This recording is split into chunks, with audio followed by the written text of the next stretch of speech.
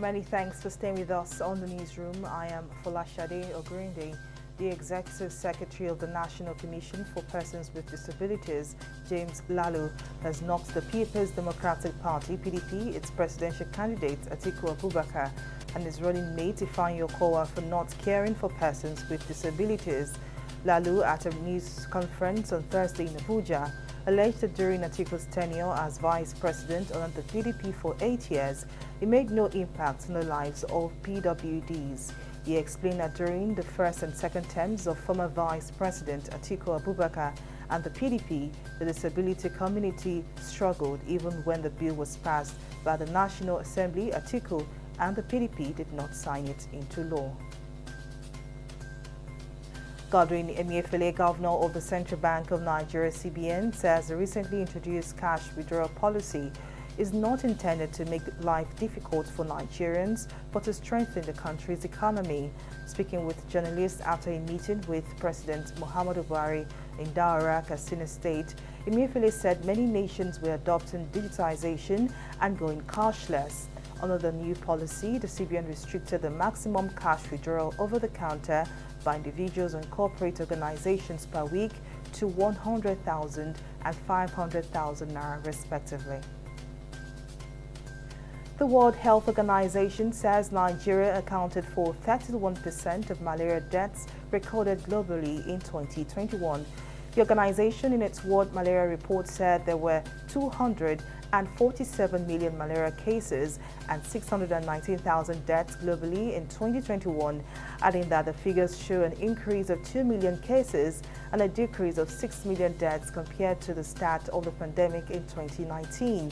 According to the report, Nigeria was among 4 countries that accounted for almost half of all cases globally and among 4 countries that accounted for over half of malaria deaths.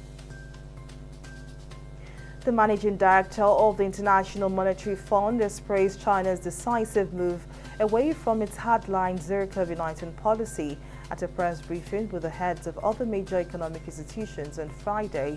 Beijing on Wednesday announced a loosening of its zero-tolerance approach to coronavirus outbreaks, ending large-scale lockdowns and allowing some positive cases to isolate at home following widespread protests against the restrictions.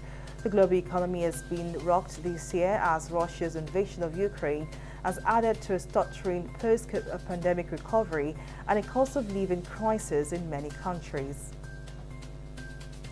The Minister of Finance, Budget and National Planning, Zainab Ahmed, has said the federal government will review the criteria being used by development banks in the country to disburse loans to micro, small and medium enterprises in the country to ensure geographical spread.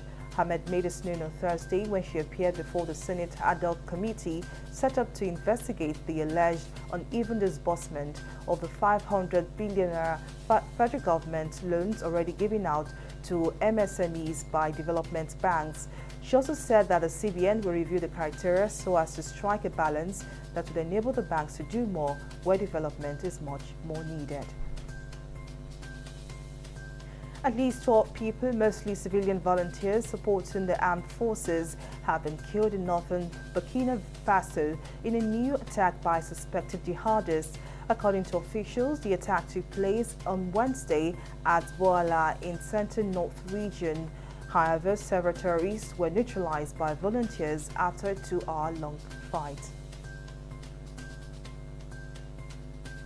Bam Adebayo delivered game highs of 31 points and 10 rebounds, while Jimmy Butler added 26 points to smack the Miami Heat over the Los Angeles Clippers 115-110 on Thursday.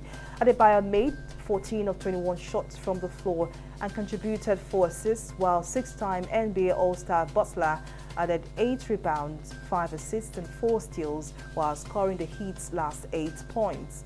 Adebayo, a 25-year-old center and member of last year's U.S. Olympic gold medal team, was a major reason Miami outscored the Clippers in the paint 58-32. And that's it from the newsroom. Many thanks for watching. I am Folashade Ogurinde. Bye for now.